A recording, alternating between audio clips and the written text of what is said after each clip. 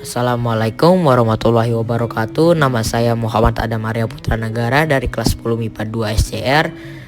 Saya ditugaskan sebagai narator 1 dari kelompok biologi 1. Kami ingin memberikan sedikit pemaparan mengenai pentingnya melestarikan flora dan fauna. Sebelum saya lanjut, alangkah baiknya kita lihat dulu intro ini.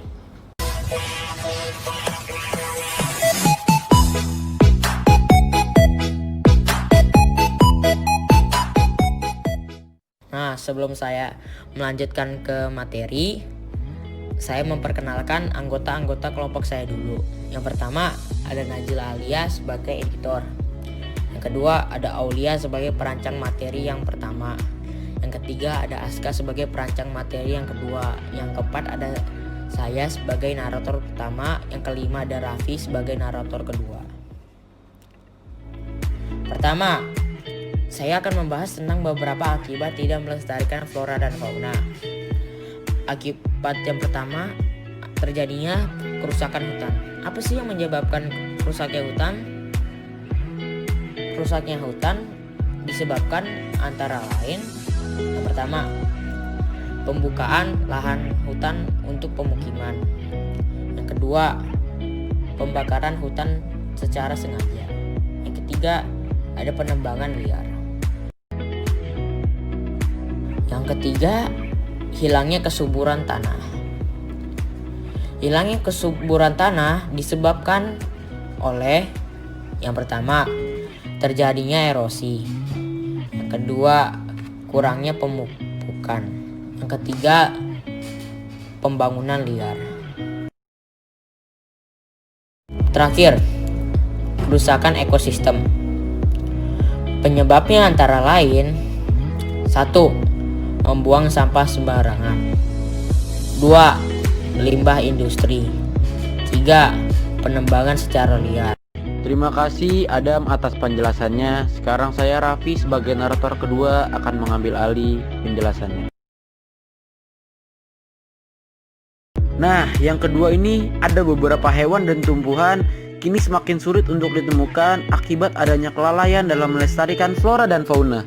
Di sini kami akan memberikan beberapa upaya untuk melestarikan flora dan fauna. Yang pertama itu adalah kita bisa ikut dalam acara penghijauan atau reboisasi, seperti menanam kembali tumbuhan di pekarangan rumah, lingkungan, ataupun mengikuti acara penghijauan di sekitar hutan. Kedua, kita bisa membangun perlindungan kepada hewan atau suaka marga satwa seperti Taman Nasional Gunung Leuser, Pulau Komodo, Taman Nasional Wasur. Nah, ketiga itu ada flora dan fauna yang hampir punah dan berikut adalah penyebabnya. Yang pertama ada orangutan. Orangutan di sini belum diketahui penyebabnya apa. Dan yang kedua itu ada komodo. Nah, komodo sendiri ini belum diketahui pasti penyebab punahnya.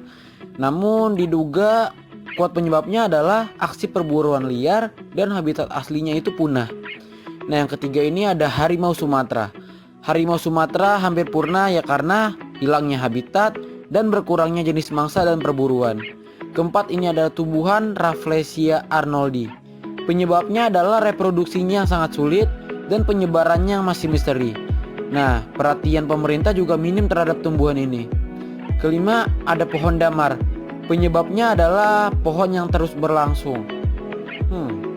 Nah, sebenarnya manfaat dari melestarikan flora dan fauna seperti menjaga ekosistem, menjaga keseimbangan rantai makanan, menjaga supaya tidak punah, dan sebagainya.